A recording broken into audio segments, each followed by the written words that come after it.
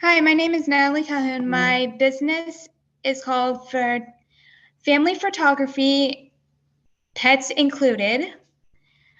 The reason I started my business was because when I was little, I remember just stealing my mom's phone or using my tablet to take pictures of my cats. So I learned how to take pictures when I was really young. The problem that I hope to fix is like some people, they do not want to take pictures or they're just like, no, make someone else take it. I feel like I can help inspire someone to take pictures for themselves and not just like if they,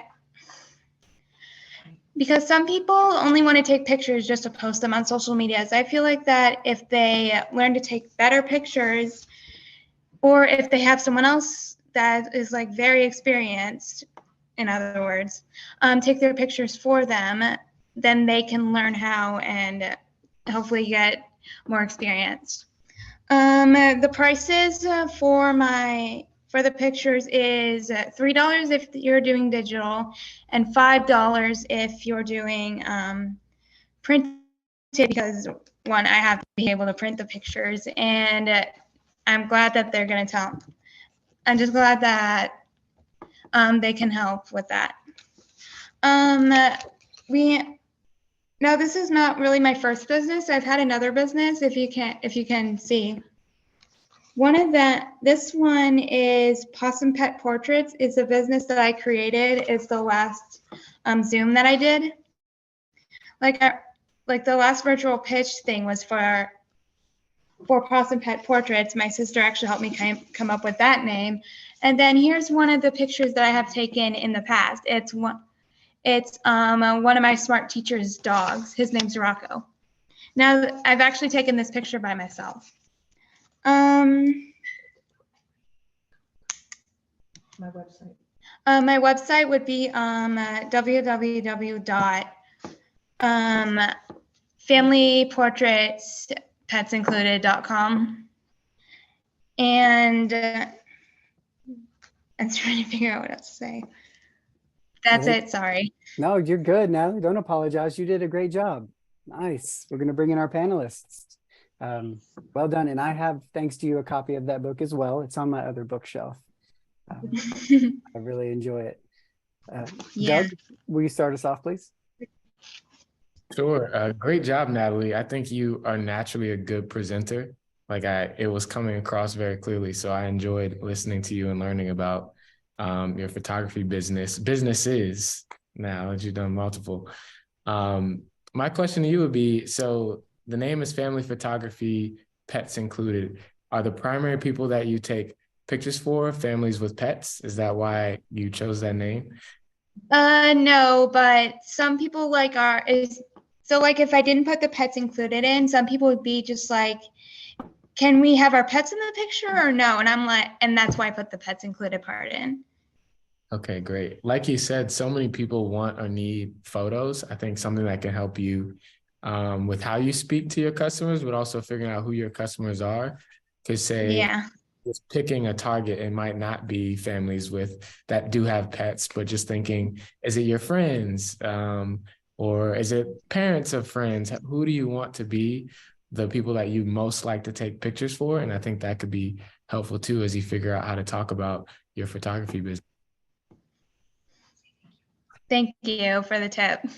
You're welcome. Again, Doug has good questions, so I just, follow up with what he starts with. But what I found in working with businesses over the years, a lot of photographers, they start out kind of doing pictures for everybody, right? And then they find out that they really love to do wedding photography, or they really hate to do wedding photography. And then they're able to kind of hone in on that special group that they want to focus on and want to market to. And so that's kind of, what he's trying to say there is that, hey, you can be niche if you want, you can be broad if you want, but sometimes you just have to, get a little experience and see what you like best. And then when you figure that out, then you can really focus, how you market and how you talk to your customers to attract that customer base.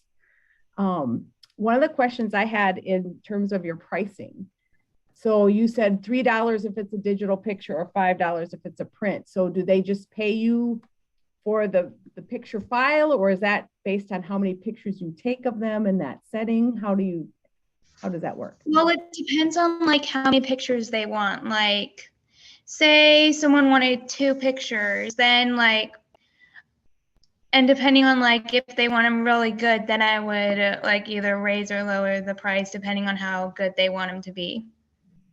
Like if they just want like a normal family picture, like we're all just gathering in the park in like shorts and t-shirts and stuff like that, then it would probably not be that high if they wanted like a printed picture because they don't have to dress up. One thing to keep in mind is how much time you spend with that customer is almost as important or a cost to you versus what they get out of the end product. And so that's why you see a lot of photographers will charge like a session fee for the time that they spend taking the pictures, and then maybe a per picture cost based on how you deliver it to them, either digitally or in print. So. Yeah, but that's another reason why I didn't make the price so high, is because I love spending time with people that I take pictures with. Like at Second Saturdays, I would take pictures of humans with their dogs, and I had a lot of fun with it. It's actually one of the first Second Saturdays are the first events that I actually took pictures at, like professional pictures. And that's not a bad model for a setting like that where customers are coming to you. You're not going out, you're not spending a lot of time with them. So that's not a bad model for an event like that. I was just thinking more if you're going to work with a family, it might be a casual setting or they might be casually dressed, but you're probably not going to take just one picture of them. You're going to have to, yeah. Oh, somebody's got their eyes closed in, or the baby's crying, or whatever it might be, or the dog is. But that's what makes the pictures. So that's what makes the pictures fun, is those little moments. Like, for example, there was this one time I took a picture of my 5 cats. One of them was fighting with another one, and that's just what made the picture even better. Seeing the emotion between them. Authentic, yes. Great job, Natalie. Yeah, Natalie, nice job. I'm glad you're getting into photography and that you enjoy it so much. But having fun and getting paid are not mutually exclusive. You should be charging for your sessions, and then the pictures, the photographs are an additional fee. That's how it's done. You can charge less than major professional photographers, but you have to charge that session fee. Otherwise, people aren't going to really take you seriously. I want to know, do you do candid shots or formal shots or close-ups? Do you have a niche in any of those areas?